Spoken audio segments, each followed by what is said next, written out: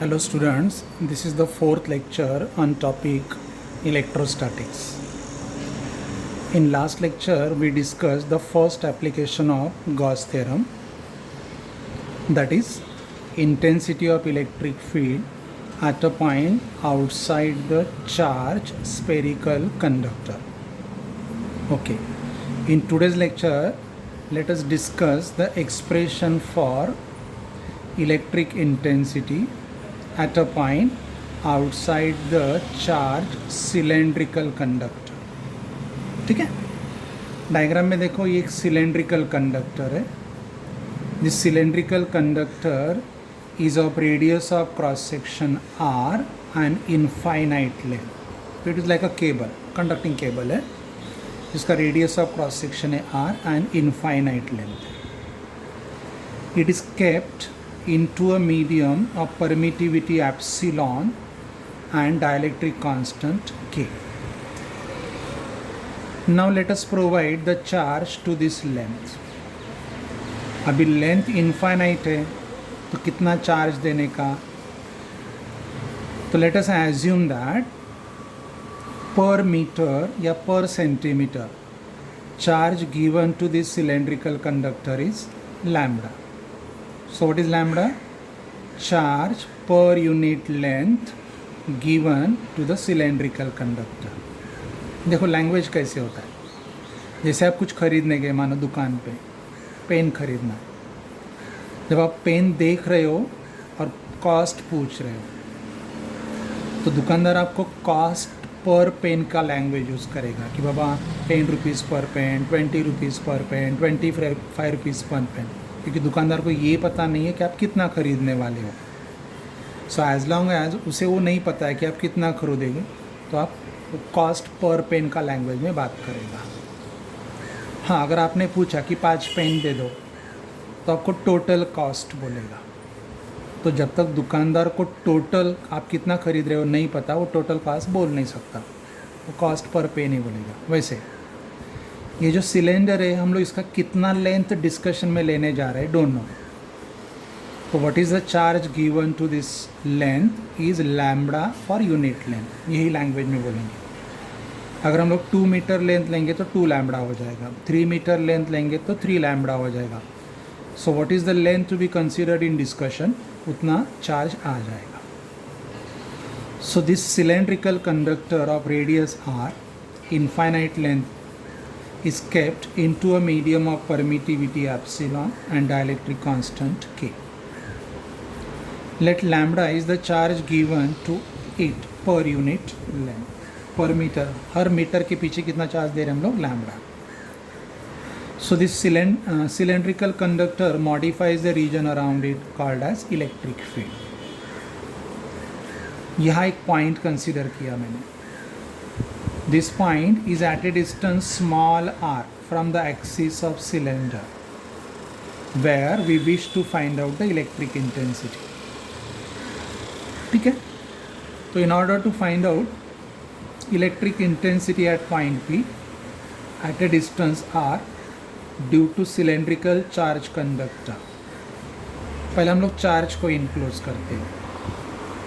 So draw the enclosure passing through the point P and enclosing the charge.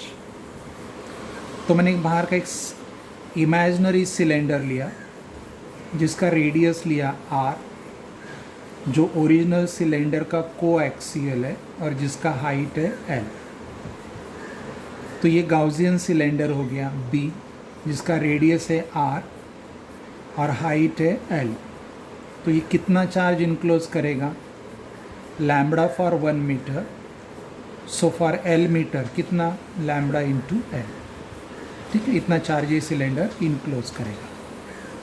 So because of charge lambda l we are finding the intensity at point P. तो language कैसे रहेगा, in order to find electric intensity at point P, an imaginary coaxial cylinder of radius r, length l, passing through the point P and enclosing the charge lambda L is drawn. ठीक है, तो what is the total flux is 1 upon epsilon 0 into charge enclosed, मतलब lambda L upon epsilon 0 के इतना charge enclose हो गया. तो जितना चार्ज इनक्लोज अपॉन एप्सिलॉन 0 के gives you what, total flux. तो ये मिला इंटेंसिटी इन बल्क. हमें इंटेंसिटी फाइंड आउट करना है 1 कूलम चार्ज की वजह से. यहाँ पे अभी देखो, ये जो सिलेंड्रिकल सरफेस है ये एक्सिस को पैरेलल है.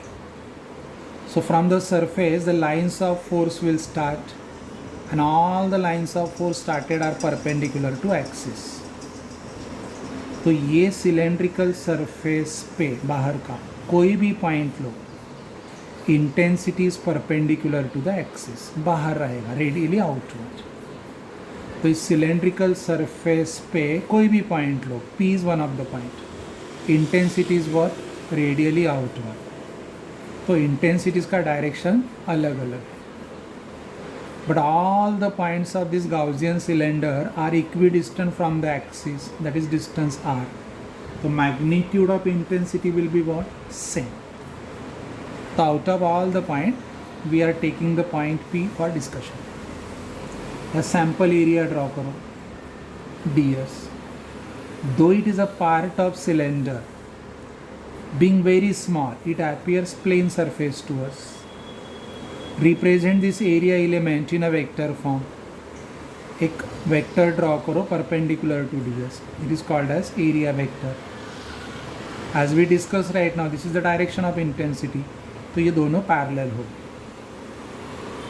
अभी हमें यहाँ टोटल फ्लक्स फाइंड आउट करना है. तो टोटल फ्लक्स में कौन कौन कंट्रीब्यूट करेगा? ये सिलेंड्रिकल सरफेस, ये ऊपर का सर्कल और ये नीचे का सर्कल, राइट. तो ये तीनों मिलके 3 फ्लक्स देंगे. तीनों का एडिशन जो रहेगा वो टोटल फ्लक्स रहेगा, जो इतना एक्सपेक्टेड है. बट ये ऊपर का जो टॉप सरफेस है सर्कल और नीचे का टॉप सरफेस है सर्कल, इस पे अगर मैं छोटा सा एरिया लेता हूँ लाइक ds, तो वो एरिया वेक्टर ऊपर जाएगा और E इधर आएगा. मतलब ये सर्कल का सैम्पल एरिया अगर मैंने लिया ds, तो ये ds वेक्टर हो जाएगा और ये E वेक्टर हो जाएगा. दोनों में एंगल आ जाएगा 90 डिग्री, cos 90 इज 0. वैसे इस सर्कल के लिए भी. So though the charge lambda L is enclose by cylindrical surface plus ऊपर का सर्कल प्लस नीचे का सर्कल, बट ये top and bottom circle do not contribute to flux, क्योंकि उसमें से लाइन्स ऑफ फोर्स पास होते ही नहीं है. Lines of force are what, perpendicular to axis. तो ये दोनों कंट्रीब्यूट नहीं करेंगे. तो let us not discuss them, खाली सिलेंड्रिकल सरफेस रहेगा. So what is the flux through the ds? ये रहेगा dot product of E and ds. E ds is what, E ds cos theta. दोनों में एंगल कितना है, 0 डिग्री. तो cos 0 degree is maximum 1. तो flux over the cylindrical surface, मैंने already बोला है आपको, ये तीनों कंट्रीब्यूट करना चाहिए. लेकिन ये दो कैसे, लाइन्स ऑफ फोर्स दोनों में से पास होते नहीं, तो दे डू नॉट कॉन्ट्रीब्यूट. ये छोड़ दो, बचा सिलेंड्रिकल. तो सिलेंड्रिकल सरफेस का ये जो सरफेस है, इसमें से कितना फ्लक्स मिला, E ds x पर.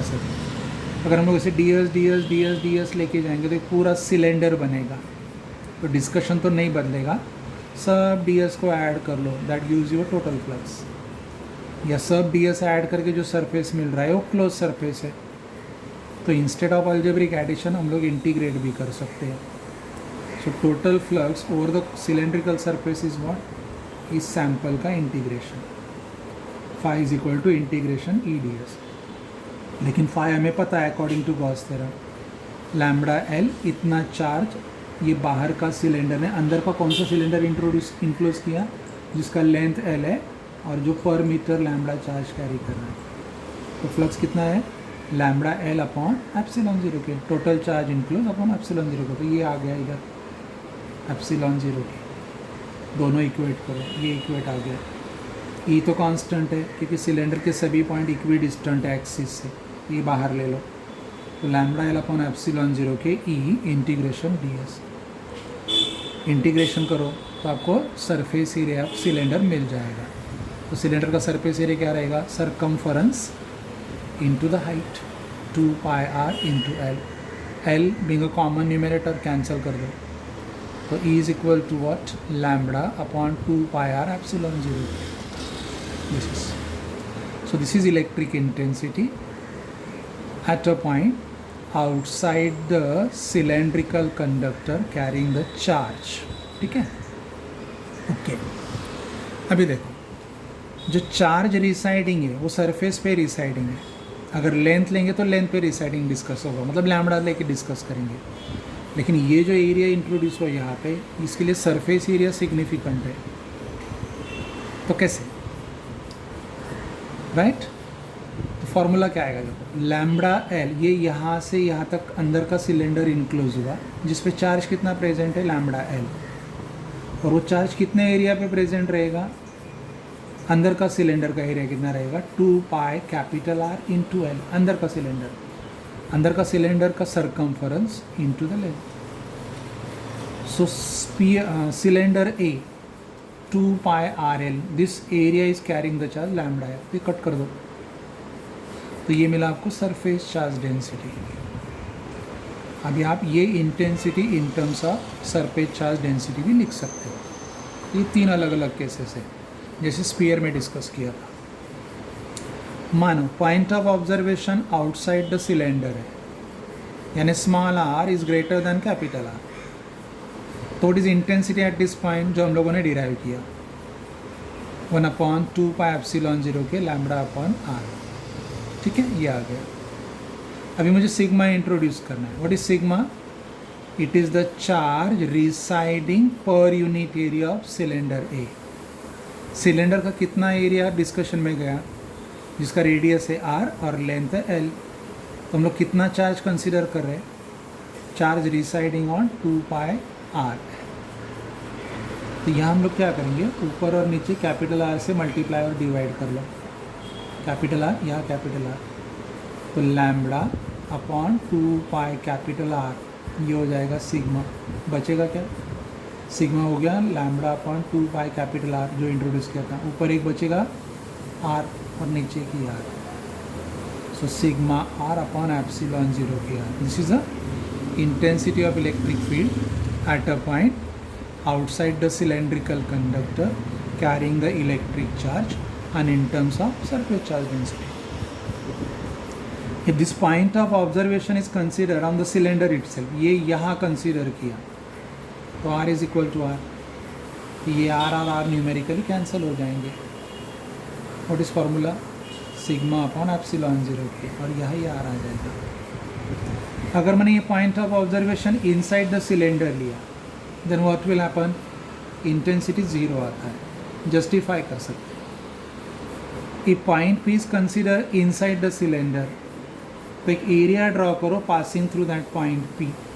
That area will not enclose the charge which is present outside.